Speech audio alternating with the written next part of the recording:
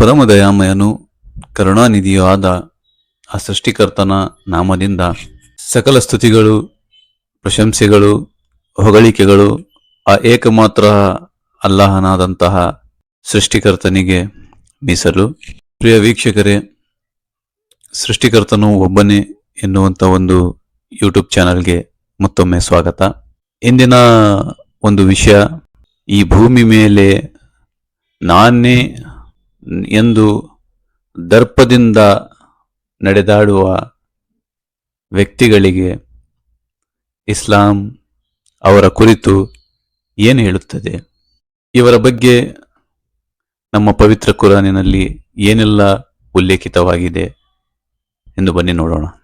ಪ್ರಿಯ ವೀಕ್ಷಕರೇ, ಸೂರ್ಯ ಲುಕ್ಮಾನ್ ಸೂಕ್ತಿ 18ರ ಪ್ರಕಾರ ನೋಡುವುದಾದರೆ, ಇಲ್ಲಿ ಉಲ್ಲೇಖಿತವಾಗಿರುವಂತಹ ಒಂದು ಅಂಶವನ್ನು ನಾವು ನೋಡಿದಾಗ ನಮಗೆ ತಿಳಿದು ಬರುತ್ತದೆ. ಬಿಸ್ಮಿಲ್ಲಾಹಿರ್ ರಹ್ಮಾನಿರ್ ರಹೀಂ.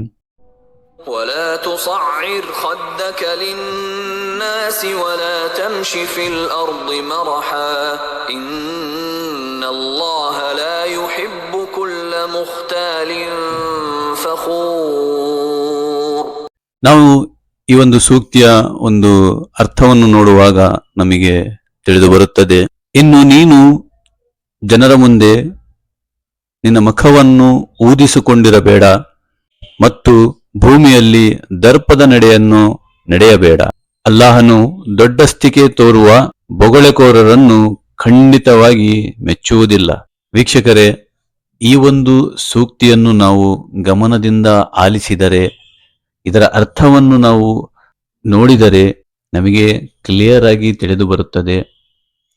ನಾವು ಭೂಮಿಯಲ್ಲಿ ದರ್ಪದಿಂದ ಮುಖ ಊದಿಸಿಕೊಂಡು ಅಥವಾ ನಾನೇ ನನ್ನದೇ ಎನ್ನುವಂಥ ಒಂದು ತಪ್ಪು ಕಲ್ಪನೆಯನ್ನು ನಾವು ಇಟ್ಟುಕೊಂಡು ಜೀವಿಸಬಾರದು. ಯಾಕಂದರೆ ಪ್ರತಿಯೊಂದು ಜೀವಿಗೂ ಮರಣದ ಸವಿಯಲೇಬೇಕಾಗಿದೆ. ಆದ್ದರಿಂದ ಇರುವಷ್ಟು ದಿನ ನಾವು ಮೃದು ಸ್ವಭಾವದಿಂದ ನಮ್ಮ ಜೀವನವನ್ನು ಸಾಗಿಸಬೇಕು. ಈ ಒಂದು ಸಂದೇಶವನ್ನು ನಿಮ್ಮ ಮುಂದೆ ಇಡುತ್ತಾ ಇಂದಿನ ಈ ವಿಷಯವನ್ನು ಮುಕ್ತಾಯಗೊಳಿಸ್ತಾ ಇದ್ದೀನಿ.